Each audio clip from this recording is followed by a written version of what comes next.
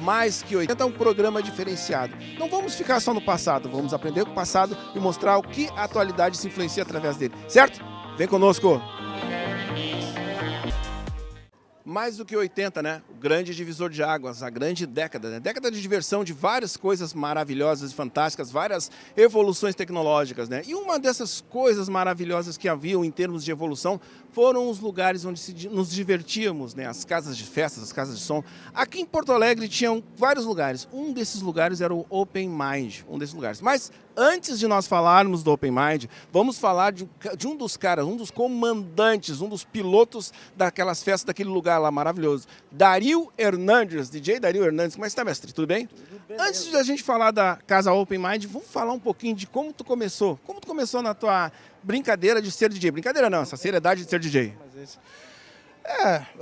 Basicamente assim, começou na infância, né, aquelas coisas, festinhas de garagem, como todos, né, a maioria dos DJs, né, e na época até eu tinha uma eletrônica, tenho até hoje uma eletrônica, lá trabalho com manutenção de equipamentos eletrônicos, né, então eu comecei, na verdade, trabalhando como manutenção das casas, né, tanto da New Looking, já era New Look na época, né, deixou de ser Looking Glass em 80, passou a ser New Look, comecei fazendo a manutenção dos equipamentos deles e também do Lentorrage Club, que era a casa que eles tinham lá na Comendador Coruja, lá no bairro Floresta, né.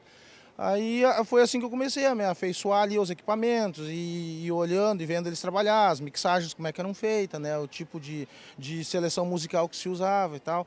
E com o passar do tempo, eles resolveram fechar lá a Lentorrage Club e em outubro de 1985 inaugurou a Open Mind, né, com o propósito lá de ser uma réplica assim, das casas noturnas lá dos Estados Unidos e da Inglaterra, na Europa, né.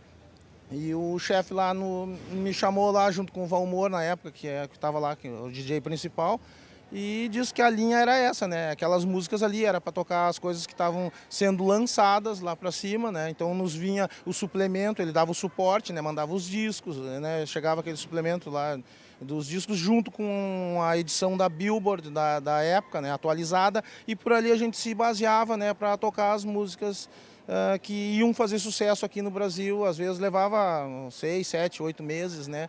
E era lançada. Me lembro que várias músicas que a gente tocava lá, depois de muito tempo que ela já estava batida lá na pista, elas vinham sendo, lá na época, o Fantástico, no programa, lá tinha umas músicas, eles lançavam no domingo lá, e às vezes aquela música, depois de todo aquele tempo lá, saía lá, então o pessoal, mas isso eu escuto já desde o ano passado lá e tal. E assim nós fomos crescendo lá, né? Eu toquei praticamente até 91, de 90 para 91, lá na Open Mind, né? Eram outras épocas, né? Uma coisa que eu sempre soube, eu não tive a oportunidade de ir na Open Mind, eu fui em algumas outras, na Porto Elisa, algumas, mas eu sempre soube da fama que essa casa tinha em termos assim de avançar as coisas. Por exemplo, tinham sempre um passo à frente, não só em termos de música, em termos de iluminação, em termos de som, né? Pode falar um pouco desse diferencial que tinha em relação às outras casas? Isso aí o Dionísio, né, que era o proprietário das duas casas, ele conhecia, ele tinha muitos conhecidos assim fora do país, então essas pessoas com que ele tinha esses vínculos assim, eles vinham mantendo ele sempre informado do que estava sendo lançado, do que tinha. Então normalmente ele dava um jeito de adquirir, né, para a gente instalar lá.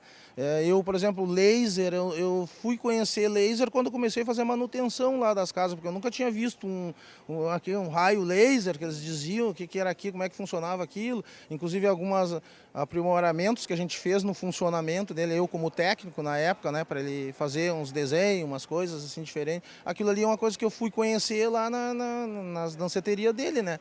E depois aquelas bolas malucas, aquelas coisas que tinha na época, a fumaça, essas máquinas de fumaça que é com glicerina, eu fui conhecer lá, porque então era só a gente tinha lá um tambor, né, com gelo seco, com água quente dentro, era aquilo que a gente fazia. Era uma trabalheira, tinha que buscar de tarde, sábado de tarde, tinha uma festa, um evento, tinha que ir lá buscar o gelo, colocar lá, e aí dava aquelas fumaças lá e depois acabava o troço, né?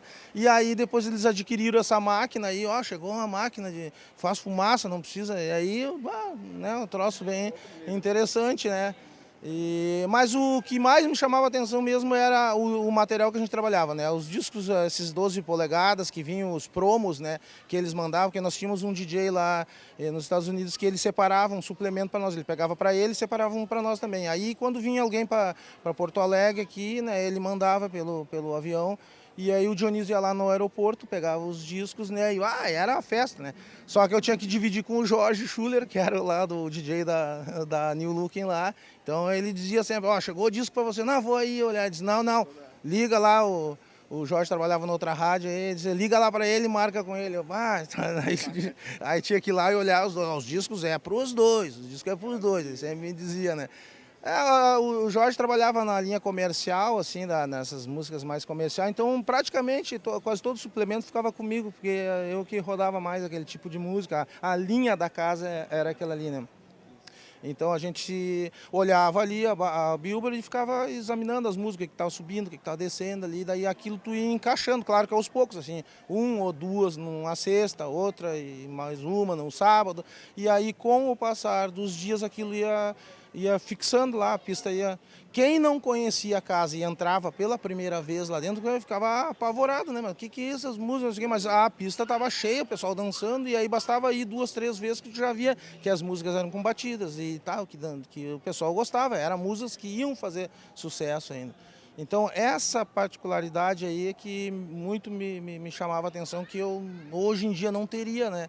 Como fazer, não vejo um lugar assim onde tu pudesse aplicar esse tipo de para trabalhar assim, né? Porque hoje tu tem que botar as músicas mais comerciais, né? É difícil tu fazer tantos lançamentos assim num lugar e que tenha um público fixo, né? Um público fiel, né?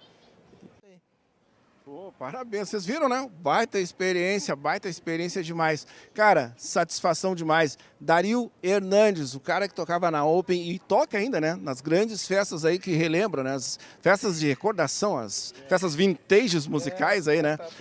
Temática dos anos 80, né? Mas você sabe então, ó, mais do que 80, né?